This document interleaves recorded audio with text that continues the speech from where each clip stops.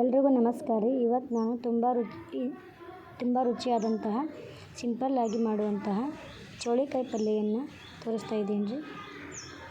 ಇಲ್ಲಿ ನಾನು ಚಿಕ್ಕದಾಗಿ ಕಟ್ ಮಾಡಿಟ್ಕೊಂಡು ಚೌಳಿಕಾಯಿಯನ್ನು ತೊಳೆದು ಈ ಥರ ಒಂದು ಕಡಾಯಿಗೆ ಹಾಕ್ಕೊಂಡು ಸ್ವಲ್ಪ ಎಣ್ಣೆ ಹಾಕಿ ಹುರ್ಕೋತಿದ್ದೀನಿ ರೀ. ಇದನ್ನ ಒಂದು 2 ನಿಮಿಷ ಸ್ವಲ್ಪ ಸಾಫ್ಟ್ ಆಗೋವರೆಗೂ ಹುರ್ಕೋಬೇಕು ರೀ. ಇವಾಗ ನಾನು ಇಲ್ಲಿ ಒಂದು ಕಡಾಯಿಗೆ ಇಟ್ಕೊಂಡಿದ್ದೀನಿ ರೀ. ಇವಾಗ ನಾನು ಒಂದು ಪಾತ್ರೆನ ತೊಗೊಂಡು ಅದು ಸ್ವಲ್ಪ ಎಣ್ಣೆನ ಹಾಕಿ ಸ್ವಲ್ಪ ಎಣ್ಣೆ ಬಿಸಿ ಆದಮೇಲೆ ನಾನಿಲ್ಲಿ ಸ್ವಲ್ಪ ಬೆಳ್ಳುಳ್ಳಿನ ಕಟ್ ಮಾಡಿ ಇಟ್ಕೊಂಡಿದ್ದೀನಿ ರೀ.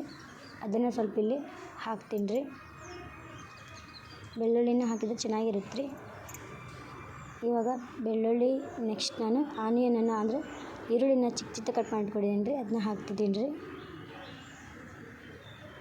ತುಂಬ ರುಚಿಯಾಗಿರುತ್ತೆ ರೀ ಇದು ಪಲ್ಯ. ಇದರಲ್ಲಿ ಫೈಬರ್ ಅಂಶ ಇರುತ್ತೆ ರೀ.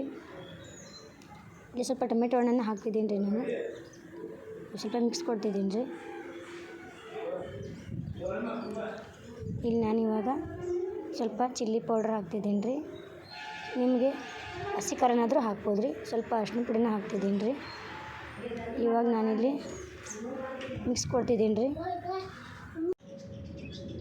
ಮಿಕ್ಸ್ ಕೊಟ್ಕೊಂಡಿದ್ದೀನಿ ರೀ. ಒಂದು 2 ನಿಮಿಷ ಬೇಯಕ್ಬಿಟ್ಟು ನೆಕ್ಸ್ಟ್ ನಾನಿಲ್ಲಿ ಹುರಿದಿಟ್ಕೊಂಡಿರೋಂತಹ ಸ್ವಲ್ಪ ಕಸ್ತೂರಿ ಮೆಂತ್ಯನ ಹಾಕ್ತಿದ್ದೀನಿ ರೀ ನಾನಿಲ್ಲಿ.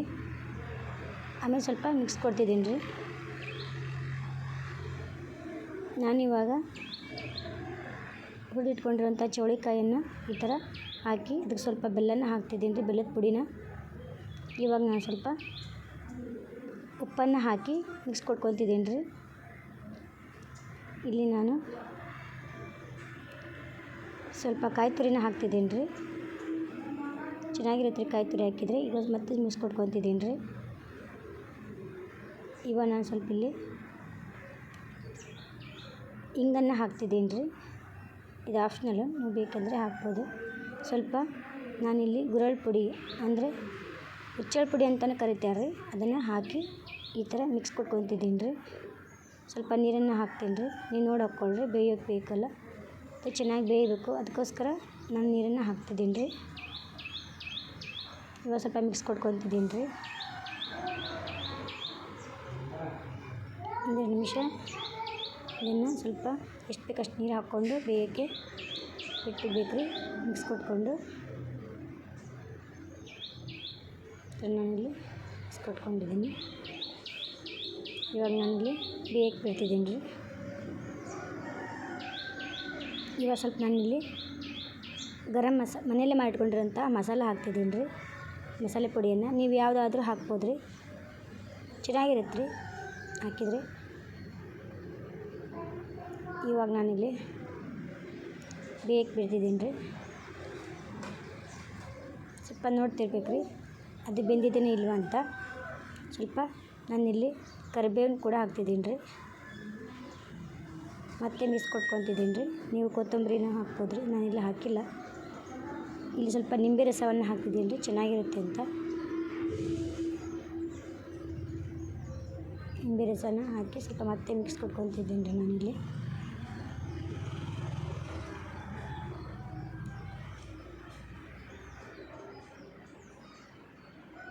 ಇವಾಗಿದು ಸ್ವಲ್ಪ ಹೊತ್ತು ಬೇಯಕ್ಕೆ ಬಿಡ್ಬೇಕು ರೀ. ಇಲ್ಲಿ ನಾನು ಕೊನೆಯದಾಗಿ ಸ್ವಲ್ಪ ಕಾಯಿ ತುರಿನ ಇತ್ತು ರೀ, ಅದು ಕೂಡ ಹಾಕಿ ಮಿಕ್ಸ್ ಮಾಡ್ಕೊತಿದ್ದೀನಿ ರೀ.